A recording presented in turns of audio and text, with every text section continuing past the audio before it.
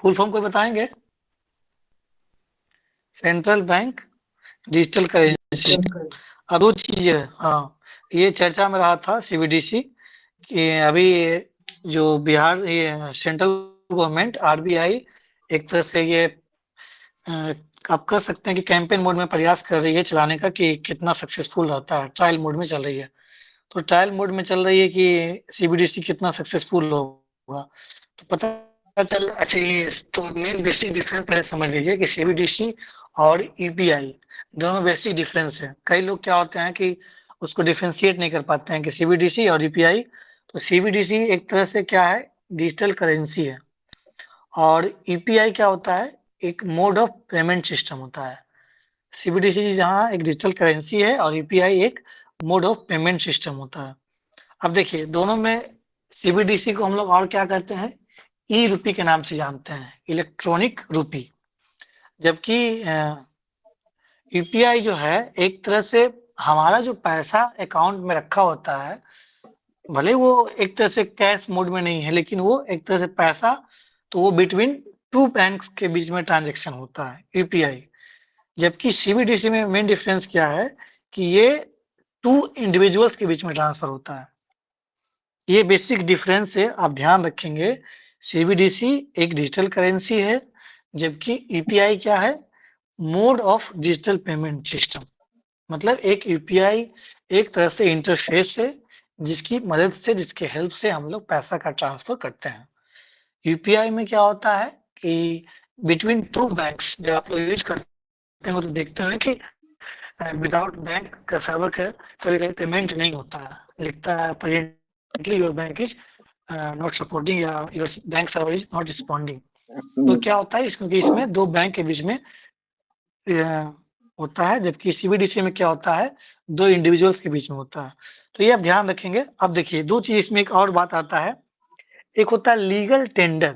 हाँ, कुछ बोलना चाह रहे हैं रुपेश जी? हाँ, इसमें हम ये बोलना चाह रहे थे कि अगर हम सीबीडीसी और ई रूपी को हम्म। इस तरीके से समझ लें इजी वे में कि ई रूपी अगर कहीं पे हम्म। जनरेट हो रहा है, इसका मतलब है कि कहीं ना कहीं हम्म। उसके पीछे कैश है। अगर आपके अकाउंट में पैसा है, इसका मतलब है कि कहीं ना कहीं कैश रखा हुआ है। जब सीबीडीसी आ जाएगा, बिल्कुल। सेंट्रल बैंक डिजिटल करेंसी, उस टाइम पे कैश नहीं हम्म। रहेगा, वो ई रूपी के ही फॉर्म में रहेगा, इलेक्ट्रॉनिक फॉर्म में रुपया रहेगा। उसके बदले में कहीं पे हाँ। कैश नहीं रखा हुआ रहेगा। अभी आपके अकाउंट में पैसा है, इसका मतलब है कि इसके बदले में कहीं ना कहीं कैश है। इस चीज को समझ लीजिए। वो ऑफलाइन फॉर्मेट में, फिजिकल फॉर्मेट में कैश बना हुआ है। सीबीडीसी में ऐसा नहीं होगा। सीबीडीसी रिवॉल्यूशनरी कंसेप्ट है। आने वाले समय में पैसे कैश नहीं छपेंगे, वो सिर्फ और सिर्फ इलेक्ट्रॉनिक फॉर्म में ही रहेंगे। अभी जो आपका ये ई रूपी है, इसके बदले कहीं ना कहीं पैसा बैंक में रखा हुआ है, वो कैश के फॉर्म में भी है। मेन अंतर इस तरीके से भी है एक। ठीक है, बढ़िया कार्तिकेन। बिल्कुल, ये बहुत बहुत अच्छे से बताया है कि आप इतना समझ लीजिए कि उसका फिजिकल असेट्स है। हाँ। यूपीआई में अभी जो हम लोग पैसा है उसका फिजिकल असेट्स होता है बैंक में रखा हुआ। अगर हमारे पास 2000 रुपया है तो अभी जब हम जाएंगे बैंक से आने के लिए 2000 रुपये का नोट देगा, लेकिन सीबीडीसी में नहीं मिलेगा आपको। अगर बैंक चले भी गए हैं फिर भी वो नहीं दे सकता है, वो उसको हम इलेक्ट्रॉनिक फॉर्म लोग में ही मिलेगा। ट्रांजेक्शन ऑनलाइन ही कर सकते हैं। बिल्कुल। और एक दो चीज है कि इसमें एक लीगल टेंडर का बात होता है और एक होता है फिएट मनी। ये कीवर्ड से इससे संबंधित, इसको आप ध्यान रखेंगे। देखिए एक होता है लीगल टेंडर, एक फिएट मनी। फिएट मनी क्या होता है, जो कि टाइप ऑफ करेंसी, जो कि बैक, जो कि सपोर्ट नहीं होता है कमोडिटी सच एज गोल्ड और सिल्वर। मतलब फिएट मनी जो है, जैसे कि अभी बात किए हम लोग सीबीडीसी और यूपीआई, तो उसमें फिएट मनी में ऐसा कुछ नहीं है कि उसके सपोर्ट में हम लोगों ने गोल्ड रखा है, कोई फिजिकल असेट रखा है। लीगल टेंडर में क्या है कि उसके अगेंस्ट में हमने कुछ पैसा मतलब रखा है, वो बैंक में होगा। ठीक है, ये दो चीजें अंतर है। तो फिएट मनी क्या होगा, जो कि फैक्ट नहीं है कमोडिटी से सच एज गोल्ड और सिल्वर। लीगल टेंडर में क्या है, जो कि रिकॉग्नाइज्ड बाय लॉ, और इसके लिए हम लोग एक तरह से उसको लीगलाइज किया गया। जैसे उसमें लिखा होता है ना, जब आप करेंसी देखते हैं तो उसमें लिखा होता है कि मैं धारक को 10 रुपये देने का वचन देता हूँ। तो कहीं ना कहीं वो लीगलाइज किया हुआ है। उसका एक, जो हमारे पास जो नोट है, वो एक क्या है, सिंबल है। लेकिन लीगलाइज किसके द्वारा किया जा रहा है, आरबीआई के गवर्नर कर रहे हैं कि इसका अथॉरिटी मैं देता हूँ कि इसको आप कहीं भी जाएंगे इसका वैल्यू 10 रुपये होगा। That is legal tender. Fiat money क्या हुआ, जो कि कहीं भी उसके सपोर्ट में गोल्ड, सिल्वर या फिजिकल असेट्स नहीं होता। ये दोनों कीवर्ड से, तो सीबीडीसी क्या होगा, फिएट मनी। यूपीआई का जो पैसा है वो क्या है, लीगल टेंडर है। ये आप ध्यान रखेंगे, ये दो कीवर्ड से इसको ध्यान देंगे, लीगल टेंडर और फिएट मनी। और चलिए दूसरा प्रधानमंत्री अब आगे नरेंद्र बढ़ते मोदी हैं। ने जब 2016 में नोट बैंकिंग किया था 8 नवंबर 2016 को, तो उनके भाषण में पढ़ी सुनिएगा, वो उनका शब्द क्या था, शब्दों पे ध्यान दीजिए कि 500 और 1000 रुपये के नोट आज से लीगल टेंडर नहीं रहेंगे। ये मतलब ही है, लीगल टेंडर का मतलब ही है कि आरबीआई पैसा में लिखा हुआ रहता है ना कि मैं धारकों को 100 रुपये देने का वचन अदा करता हूँ। उसके बदले में पहले तो गोल्ड रहता था, अभी बहुत सारे एसेट्स भी रहते हैं आरबीआई में जब पैसे छपते हैं तो वो लीगल टेंडर का बिल्कुल मतलब है कि बिल्कुल। सरकार बाउंड है उस पैसे के बदले आपको गोल्ड एसेट या कुछ ऐसा चीज देने के लिए, सरकार ने उसको लीगली चला रखा है। अगर किसी भी पैसे का लीगल टेंडर सिर्फ खत्म कर दिया जाएगा, वो पैसे का कोई वैल्यू नहीं बचेगा। पैसे में और भी दो चीज होता है, एक होता है इंट्रिंसिक वैल्यू, एक होता है फेस वैल्यू। जैसे कि पैसे का इंट्रिंसिक वैल्यू, सोना का कोई सिक्का है, उसका अपना इंट्रिंसिक वैल्यू भी है, लेकिन उसका फेस वैल्यू भी है। जैसे मान लीजिए कि कोई 2000 रुपये का सोना का सिक्का, यानी 5000 रुपये का सोना का सिक्का है मान लेते हैं सपोज, ठीक है, और उसमें इतना ग्राम सोना यूज किया गया है कि वो 2000 रुपये का सोना है, ठीक है। तो सोना का सिक्का का फेस वैल्यू कितना हो गया, 5000, लेकिन सोना के सिक्के का इंट्रिंसिक वैल्यू कितना हो गया, 2000। मान लीजिए अब 100 रुपये का नोट है आपके हाथ में, 100 रुपये के नोट का इंट्रिंसिक वैल्यू मुश्किल से छापने में 2 रुपया, 1 रुपया, 1.5 रुपया का खर्च है, लेकिन 100 रुपये का फेस वैल्यू कितना है, 100 रुपया है, लेकिन उसका इंट्रिंसिक वैल्यू कुछ है क्या, नहीं है। तो ये छोटे छोटे टर्म है, आजकल जैसे जिस तरीके से इकोनॉमी के सवाल आ रहे हैं, इसी तरीके से करंट अफेयर्स उठा के पूछ दिए जाते हैं। लीगल टेंडर में क्या होता है, फेस वैल्यू क्या होता है पैसे, किसी पैसे का इंट्रेंसिक वैल्यू क्या होता है, तो ये सब छोटा छोटा टर्म है, ध्यान रखना है। करंट अफेयर से क्वेश्चन इसी तरीके से बनते हैं। कंटिन्यू करते हैं। बिल्कुल, इसको आप बहुत ध्यान रखेंगे। अभी एक साइक्लोन आया था, साइक्लोन हमून और साइक्लोन तेज, आप लोगों ने नाम सुना होगा। तो साइक्लोन तेज आया था अरबियन सी में, और इसका नेमिंग जो है इंडिया के द्वारा किया गया था। और एक आया था साइक्लोन हमून, जो कहाँ है, बे ऑफ बंगाल में, और इसमें इसका नेमिंग किसके द्वारा किया गया है, ईरान के द्वारा। और हमून का मतलब क्या होता है, कोई बताएंगे, हमून का क्या मतलब होता है, ये एक कोई बताएंगे, ये एक पर्शियन वर्ड है। हाँ बोलिए आलिया जी। लेक या मार्शी लैंड।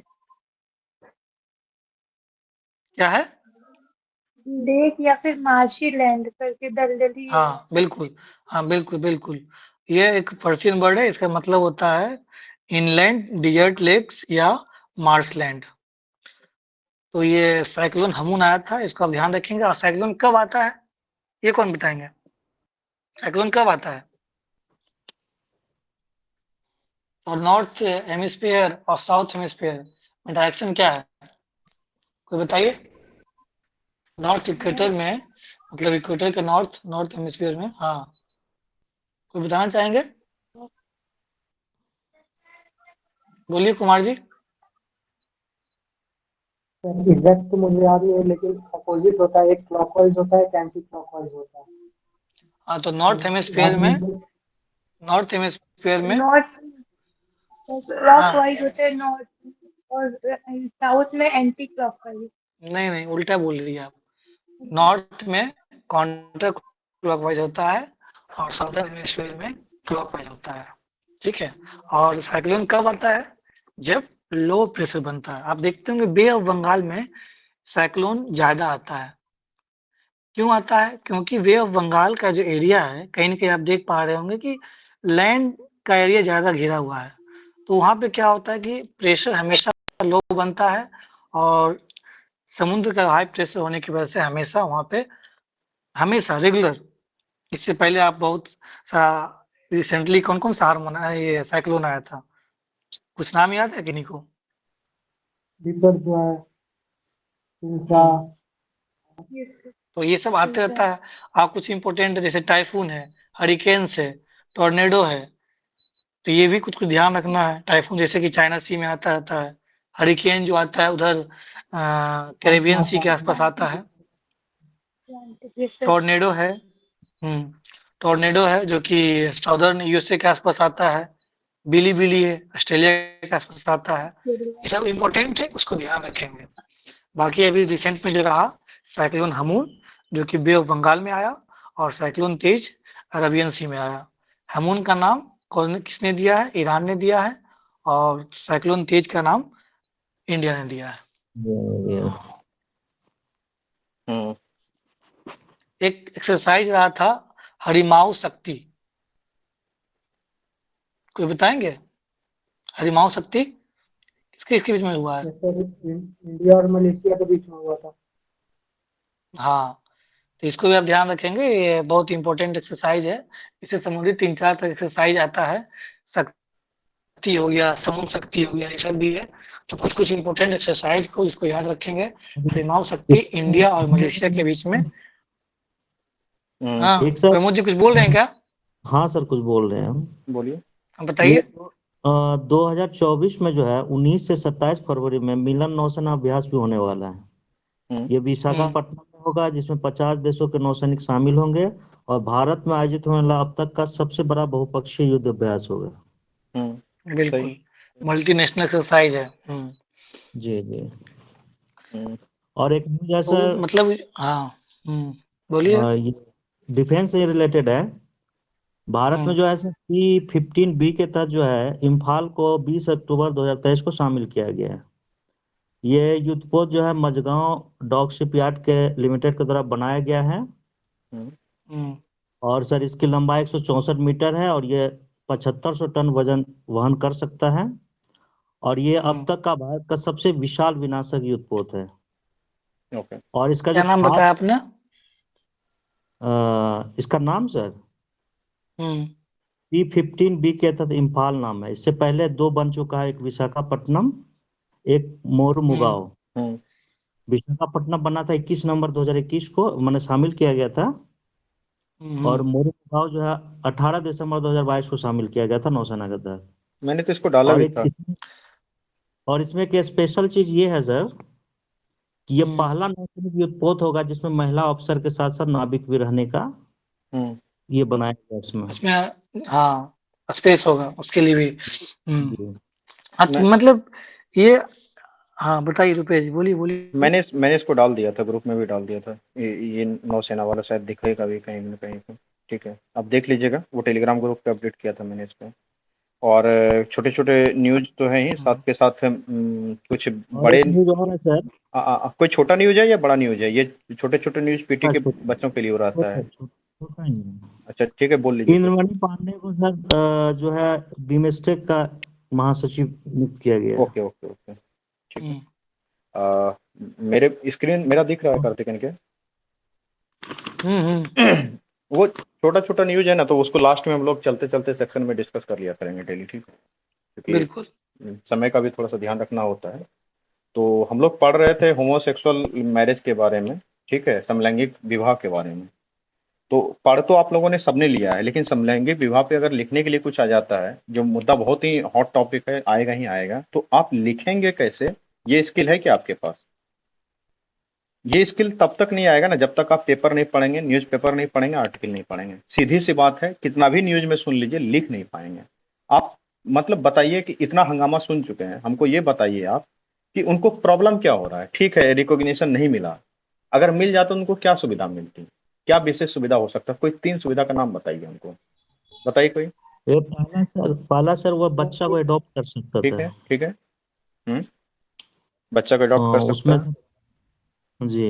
दूसरा है सर कि अगर मान लीजिए कि उसका पार्टनर का ऐसा स्थिति है कि वो डिसीजन खुद अपना नहीं ले सकता, लाइक बहुत ज्यादा एबनॉर्मल कंडीशन है, लास्ट टाइम आ रखा है, तो उसके लिए मतलब एक जैसा है ना कि नॉर्मल में हस्बैंड वाइफ है, तो अगर हस्बैंड को कुछ हो रखा है तो वाइफ लास्ट टाइम में डिसीजन ले सकती है कि उसको वेंटिलेटर पर से हटाएं या ना हटाएं। ठीक है ठीक ये है, सब समझ जो है गया। वो फैसला लेने का उसको एक राइट मिल जाएगा सर। और तीसरा पॉइंट है सर कि हम्म, एक तो जैसे मान लीजिए अदर सर्विस जैसे हम लोग को बैंकिंग वगैरह में मिलता है सर, तो उसमें उन लोग का ये चीज़ है कि ज्वाइंट कोई भी चीज़ नहीं कर सकते। जब ठीक भी है। होगा तो इंडिविजुअल तौर पे ही वो अपना करवाएंगे, हम्म जैसे बीमा वगैरह भी है बैंक अकाउंट गाड़ी समझ का। गए, ठीक है, बैंक और बीमा हो गया, आगे बढ़िए। और कोई? अनुकंपा पे नौकरी भी ले सकता है सर इस। ठीक, अनुकंपा सर पर नौकरी। ओवरऑल पब्लिक अफेयर में जो भी स्कीम्स होते हैं उसमें वो लाभान्वित होंगे, तो उसमें एग्जाम्पल में ये सब पुट कर देंगे, हाँ हाँ, ठीक फिर है, ऐसा हेडिंग। ठीक है। जब कुछ याद नहीं हो तो बढ़िया से 100 शब्द बोलिए कि पब्लिक अफेयर में जो स्कीम है उसको तो यूज किया जाएगा। नहीं, बढ़िया है, ठीक है, ठीक है। और किन्हीं को कोई point? Sir after marriage loan. अच्छा, हाँ, तो वो बैंकिंग वाला ही, हाँ, ठीक है, फिर भी ठीक है, हाँ।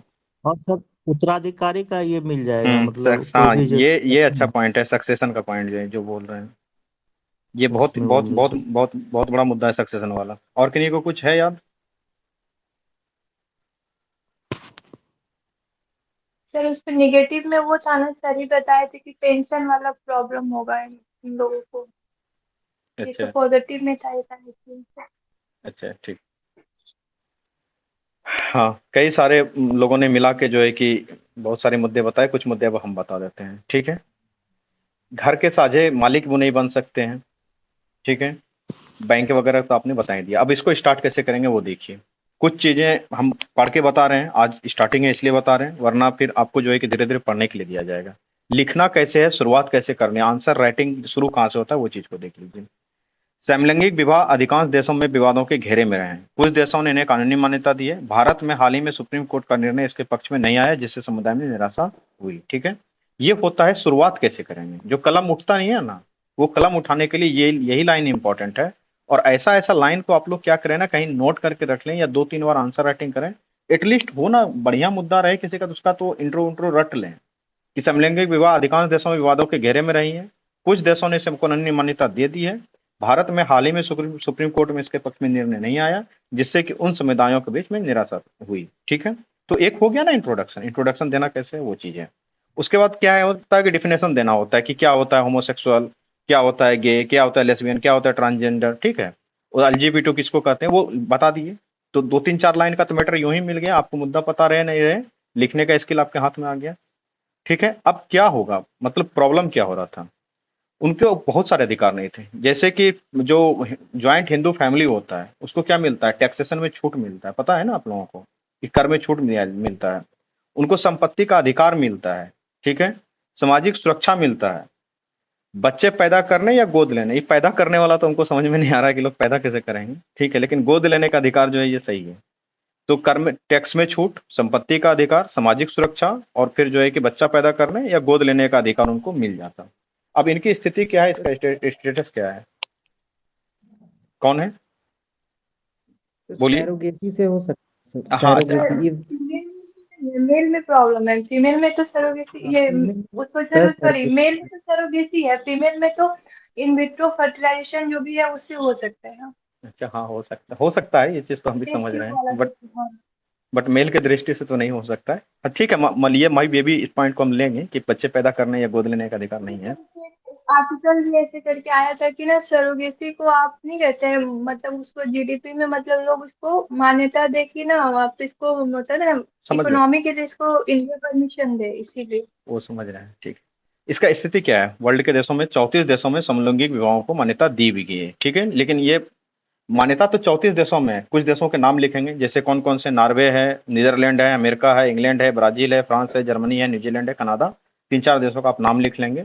लेकिन ये सच रियलिटी है, ये कोर रियलिटी है कि उस समाज में भी, इस पूरा आर्टिकल हम पढ़ रहे थे, इसके बाद फिर इसके गए थे वेब पेज पे पूरा पढ़ने के लिए, जब तो वहाँ पे हमने देखा था कि समलैंगिक विवाह को मान्यता देने के बाद भी उसके समाज में अभी तक भेदभाव पूरी तरीके से उनके साथ खत्म नहीं हुआ है। वो वहाँ के लोग भी अभी भी अधिकांश धर्मों में जो है ना पुरानी मानसिकता रहती है, समलैंगिक समुदाय के प्रति जो है कि उनका पुराना रवैया रहता है, ऑर्थोडॉक्सी रवैया रहता है।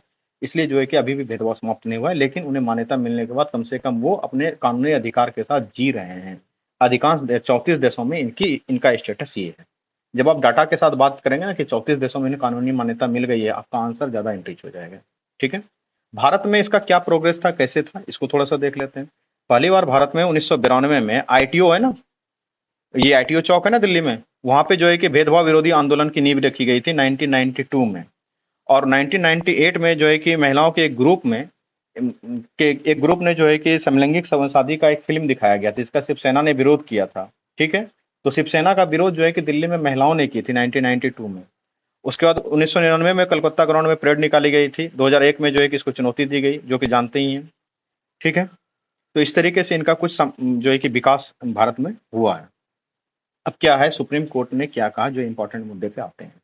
सुप्रीम कोर्ट ने सबसे पहले क्या किया, विवाह फंडामेंटल राइट नहीं है। और क्या क्या किसी को कुछ पता है, बताएं। सुप्रीम कोर्ट ने क्या क्या दिया था टिप्पणी, किन्हीं को कुछ पता है तो बोलिए, नहीं तो बताएंगे आगे।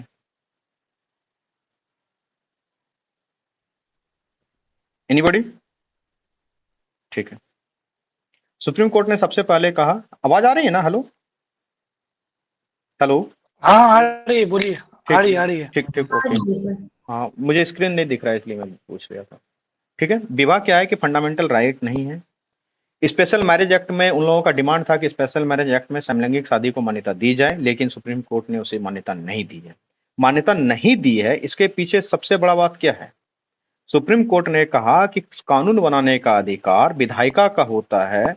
जो काम संसद को करना है वह काम सुप्रीम कोर्ट करके, यानी कि इसके कानून को बनाकर या फिर इनके कानूनी मान्यता दे करके जो है कि हम गलत संदेश नहीं दे सकते हैं। जो काम संसद का करना है, कानून बनाने का काम संसद का है, वो संसद करेगा। अब कानून को देखने, रिव्यू करने का काम सुप्रीम कोर्ट का है, वो काम जो है कि सुप्रीम कोर्ट करेगा। ठीक है। जजमेंट में क्या था कि जजमेंट में बढ़ गया था कि कुछ जो जज थे, इंक्लूडिंग चीफ जस्टिस, इनके पक्ष में थे कि इनको मान्यता दे दी जानी चाहिए, इनका सारे राइट्स होने चाहिए। और चंद्रचूड़ जी का जजमेंट हम लोगों ने एक दिन डिस्कस भी किया था, पूरा डिटेल में बताया था कि उन्होंने क्या क्या कहा। तो आज मैं उन पक्षों पे तो ज़्यादा जाऊंगा नहीं, क्योंकि वो उस दिन डिस्कस कर चुका है। बट फिर भी दो जज जो थे, ध्यान रखना है कि न्यायाधीश चंद्रचूड़ और जस्टिस संजय किशन कौल इसके पक्ष में थे, कानूनी मान्यता देने के पक्ष में थे। लेकिन जस्टिस रविंद्र भट्ट और PS नरसिम्हा न्यायमूर्ति इनके पक्ष में जो है कि सहमत नहीं थे। ठीक है। तो दो पॉइंट हम लोग ध्यान से देख लिए। सुप्रीम कोर्ट का सबसे बड़ा ऑब्जर्वेशन क्या है कि विवाह फंडामेंटल राइट नहीं है। संसद चाहे तो इसको कानूनी मान्यता दे सकती है। कानूनी मान्यता देने का काम संसद का है, कानून बनाने का काम संसद विधायिका का है। विधायिका के काम में हम हस्तक्षेप नहीं करेंगे और ऐसा करके हम कोई भी गलत संदेश नहीं देंगे। ये लाइन बहुत इंपॉर्टेंट है कि जो काम संसद को करना है वो काम हम नहीं करेंगे। इसको आप कहाँ यूज कर सकते हैं, जब जुडिशियल एक्टिविज्म का कोई क्वेश्चन आएगा, बार बार आते रहता है ना जुडिशियल एक्टिविज्म का क्वेश्चन कि जुडिशरी ही सारा चीज कर रही है, तो वहां पे इस लाइन को आप कोट करेंगे कि माननीय न्यायालय ने इस फैसले में ऐसा कहा था। ठीक है। हाँ ठीक, आ रहा है। ठीक है, आगे बढ़ते हैं। क्या हुआ था, मतलब कि अभी जो कानूनी मान्यता नहीं मिला है, तो वो लोग किस तरीके से समलैंगिक जोड़े या वो सारे परिवार कैसे जी रहे हैं, उनके थोड़ा सा दुख दर्द को हम लोग समझते हैं। ये शुरुआत कहाँ से हुआ। भारत में एक पहला हाईलाइटेड केस इस तरीके से मध्य प्रदेश में आया था। दो पुलिस महिला कर्मी थी, एक लीला देवी थी। लीला रामदेव और उर्मिला श्रीवास्तव ने गंधर्व विवाह किया था, एक दूसरे को माला पहनाकर फोटो खिंचवाई थी। कुछ दिनों के बाद वो फोटो लीक हो गया था और उसके बाद जो है कि उसको गिरफ्तार कर लिया गया था। हालांकि बाद में पुलिस ने उसको छोड़ दिया था। ये पहला मामला है, मतलब 1987 में जो पहला मामला, बड़ा मामला था, प्रकाश में आया था। ठीक है। उसके बाद 2001 में छत्तीसगढ़ के सरगुजा जिले में दो नर्स थी, तनुजा चौहान और जया वर्मा, वैदिक रीति से शादी रचाई और जो है कि समाज ने उसका विरोध किया। सामान्य प्रशासन ने उसे मान्यता नहीं दिया। जोड़ों को अंतिम में अपना घर छोड़ना पड़ा।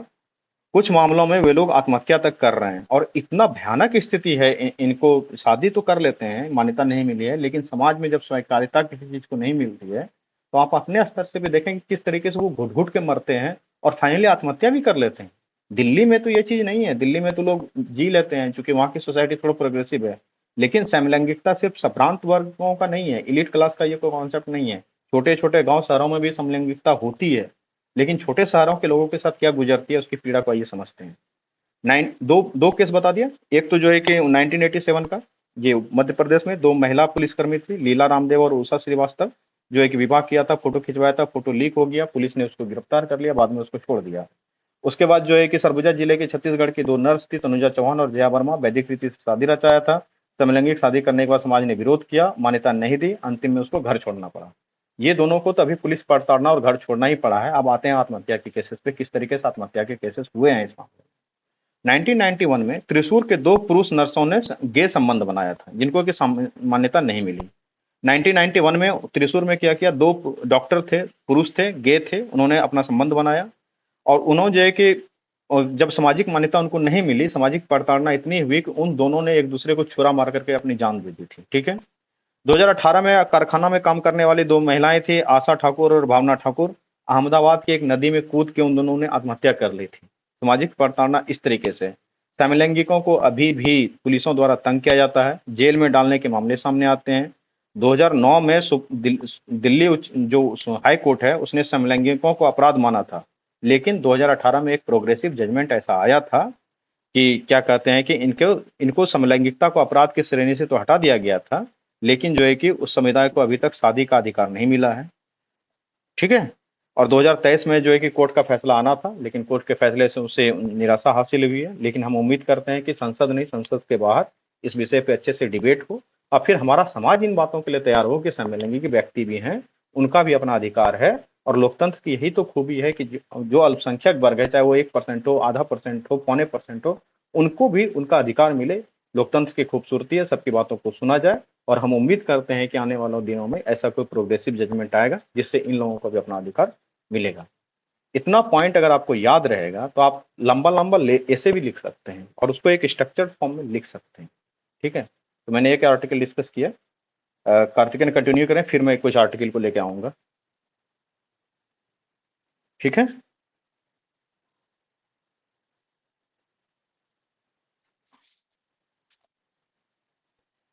एक इम्पोर्टेंट न्यूज रहा था, थिंक चेंज फोरम एक इंस्टीट्यूशन है, उसने अपना रिपोर्ट दिया था बेटिंग पे। जो भी आप लोग देखते होंगे, जो ऑनलाइन जितने भी चलते हैं गेम्स वगैरह एप्स, रमी गेम से बहुत सारा आजकल तो चल गया है, ड्रीम 11, हर तरह का जो वेटिंग, एक तरह से वो क्या है, एक वेटिंग का ही है। तो उसमें एक TCF इंस्टीट्यूशन है, थिंक चेंज फोरम, उसने ये रिपोर्ट दिया है कि इलीगल वेटिंग जो है, आप कह सकते हो उसको अवैधानिक जो बेटिंग है उसका एक्टिविटीज कुछ ज़्यादा ही बढ़ गया है, और उस वजह से इंडियन गवर्नमेंट को टैक्स लॉसेज हुई है। और ये पूरे खास करके वर्ल्ड कप क्रिकेट अभी चल रहा है इंडिया में, उस वजह से इलीगल बेटिंग एक्टिविटीज और भी बढ़ गया है। तो इसके रिगार्डिंग एक केस आता है, एक्ट है पब्लिक गैम्बलिंग एक्ट 1867, इसको आप लोग ध्यान रखेंगे। इसके तहत जो भी चीजें इलीगल होती है, अगर मान लीजिए वो जिससे टैक्स का इवेजन हो रहा है, टैक्स के लोग बचाव करते हैं, जितने भी इस तरह के एप्स हैं, उसमें लास्ट में वो लिखते हैं सब्जेक्टेड टू रिस्क और फाइनेंशियल रिस्क, उसमें आप देखते होंगे हमेशा टर्म एंड कंडीशन वो बताते हैं। एक तरह से वो क्या है, वो बस पहले क्या होता था, चलता था सिस्टम, कौन सा सिस्टम, लॉटरी सिस्टम था, वो तो चलता था, लेकिन अब वो चीज खत्म हो गया। उसी का एक ऑनलाइन वे हो गया है गलत तरीके से, इलीगल बेटिंग। तो ये चर्चा में रहा था, इसको आप ध्यान रखेंगे। तो उसी में एक एक्ट है, इसका नाम है पब्लिक गैम्बलिंग एक्ट 1867। इसके तहत है कि कोई भी gambling, any gambling which involves the act of putting money or betting for money or any other equivalent act, कोई भी जो कि कहीं न कहीं वो गैम्बलिंग और वो जिससे टैक्स का इवेजन हो रहा है, वैसा एक्टिविटी जिससे सरकार को टैक्स नहीं मिल रहा है और वो टैक्स का इवेजन हो रहा है, तो उसे हम लोग एक तरह से इलीगल एक्टिविटी के रूप में कहेंगे या गैम्बलिंग कहेंगे। कार्तिकेयन और आपकी इसका आवाज कट कंट्रोल रही करने है। के लिए पब्लिक गैम्बलिंग एक्ट 1867। आवाज कट रही है कार्तिकेयन आपकी, हेलो, आवाज कट रही है, थोड़ा सा रिफ्रेश करें आप।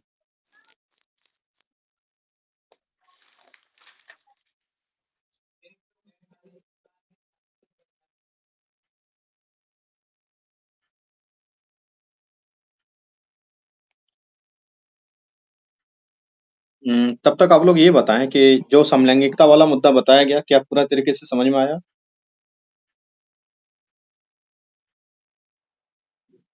Yes sir. आई थिंक कि उस पे आप लिखने के क्या कहते हैं, संभावना में आ गए होंगे कि आप लिख सकेंगे उसको। Yes sir. क्या उम्मीद करें कल कम से कम 200 शब्दों में उस पे कुछ लिख के लाएंगे आप लोग? जी सर। अगर लिख के लाएंगे तो आप लिख के टेलीग्राम ग्रुप में शेयर करेंगे, ठीक है? हम उसको एवेलुएट करेंगे, दिन में हम कॉपी भी चेक करते हैं, तो आपका भी copy free of cost check कर दिया जाएगा। और लिखने का हैबिट बनेगा। जब तक लिखने का हैबिट नहीं बनेगा ना, आप पीटी के महारथी हो जाएं, कोई फर्क नहीं पड़ता है। जब तक आप लिख नहीं पाएंगे, मैंने अच्छे अच्छे स्टूडेंट्स को देखा है, यूपीएससी वालों को भी देखा है, बीपीएससी वालों को भी देखा है, यूपीपीएससी वालों को भी देखा है, बहुत सारे स्टूडेंट्स से मिला है।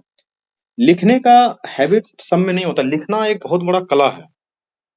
मैं अपने जीवन में भी जब पढ़ता था, जब स्टूडेंट था, तो मेरा पीटी थोड़ा मुश्किल हो जाता था, लेकिन मेरा मेंस का तैयारी बहुत खतरनाक रहता था। लिखता था मैं बहुत शानदार।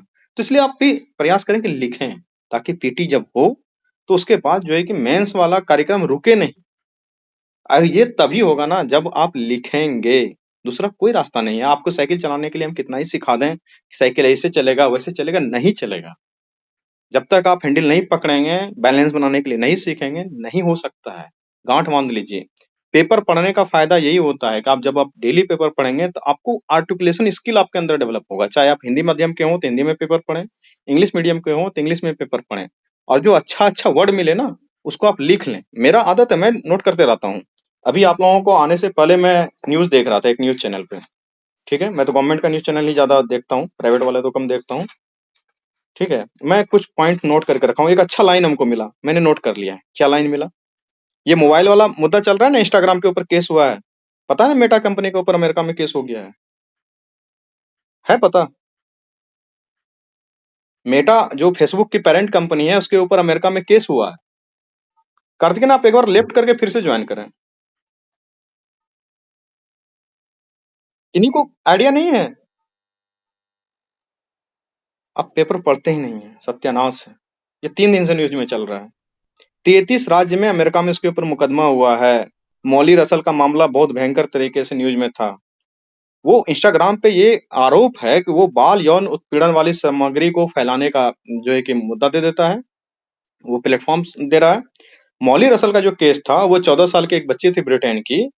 उन्होंने क्या किया था कि आत्महत्या से रिलेटेड 2100 पोस्ट, समझ रहे हैं, 2100 पोस्ट को उन्होंने लाइक किया था, शेयर किया था, पढ़ा था। वकायदे जब उनकी आत्महत्या सुसाइड के बाद उनका फोन चेक किया गया, उसमें 2100 सुसाइडल पोस्ट थे।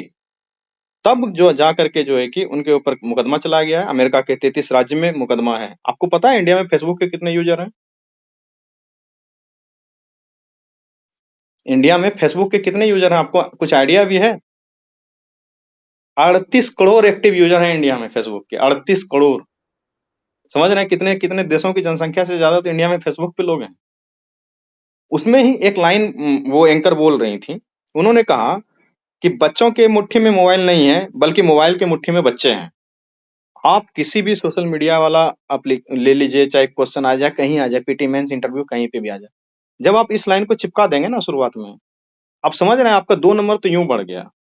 यही होता है आर्टिकुलेशन स्किल। ये स्किल जब तक नहीं आएगा, लाख कोशिश करते रह जाइए, मेंस नहीं निकलने वाला है। ठीक है, आप और दूसरा चीज ये है कि थोड़ा सा न्यूज जरूर देखा कीजिए, पढ़िए। न्यूज कौन सा देखना है? संसद टीवी को देखना है, किसी प्राइवेट न्यूज चैनल को नहीं जाना है। सब जगह चिल्लम चिल्ली चल रहा है। कल तो देख रहे थे किसी को थप्पड़ उप्पड़ मार दिया था कि कोई भाजपा का नेता और कौन कौन नेता था, थप्पड़ पर चला दिया था। वैसे होते किस रहता किस न्यूज चैनल पे है। कौन सा न्यूज चैनल था? हम कौन तो सा न्यूज चैनल था? कोई तेलंगाना का न्यूज हम्म, चैनल, लोकल न्यूज चैनल था, वो नेशनल न्यूज चैनल पे अच्छा होता है। अच्छा। तेलंगाना का क्या है, वो कॉलर पकड़ के गला दबा दिया था ऑन लाइव स्टूडियो में। ठीक है, तो आप लोग क्या करना है, आपको बहुत इंपॉर्टेंट चीजें बता देते हैं। संसद टीवी जो है उसका बहुत इंपॉर्टेंट कार्यक्रम होता है, देखें। डीडी न्यूज जो आता है उसमें न्यूज एट नाइट करके जो है कि एक प्रोग्राम आता है 9 बजे, उसका यूट्यूब पे वीडियो भी अवेलेबल रहता है, उसको देखें। ठीक है, भारत सरकार के जो रिपोर्ट है, पीआईबी है, इन सबको सब्सक्राइब करके रखें। फेसबुक पे, इंस्टाग्राम पे, कहीं पे भी है, यूट्यूब पे है, आप इन सब चीजों को सब्सक्राइब करें ना। लोग कहते हैं कि हमको यूपीएससी नहीं निकल रहा है, बीपीएससी नहीं निकल रहा है। आपको पता है भारत सरकार के सारे मंत्रालय के पेज को आपने सब्सक्राइब करके रखा है कहीं पे? ट्विटर पे, यूट्यूब पे, फेसबुक पे, कहीं पे भी? पीआईबी को आपने देखा है कभी खोल के? जब आप सरकार की चीजों को जानेंगे नहीं, समझेंगे नहीं, सरकार क्या इनिशिएटिव ले रही है नहीं समझेंगे, तो कैसे आप आंसर में लिख पाएंगे? जब तक आंसर में उन सारे एंगल को नहीं डालेंगे ना, कोई फायदा नहीं है। नहीं होने वाला है सिलेक्शन इस तरीके से, बहुत मुश्किल से होगा। प्राइवेट चीजों को, ये कोचिंग के नोट्स, हमारे कोचिंग को या किसी के कोचिंग को, ये सब पढ़ के ये सारा चीज फर्जी है। ओरिजिनल चीज खाना है ना तो वहीं पे जाइए। रेडियो न्यूज आता है 9:15 बजे, सुनते हैं? हम छोटे बच्चे थे 2004 से, तब से सुनते आ रहे हैं रेडियो न्यूज। घर में आदत था कि 9 बजेगा, रेडियो न्यूज चलेगा तभी खाना मिलेगा। जब तक ये संस्कार आपके अंदर नहीं आएंगे ना, तब तक नहीं होने वाला है। ठीक है, तो इन सब चीजों को डेवलप कीजिए। आप लोग बड़े हैं, कार्टिकन स्टार्ट कीजिए।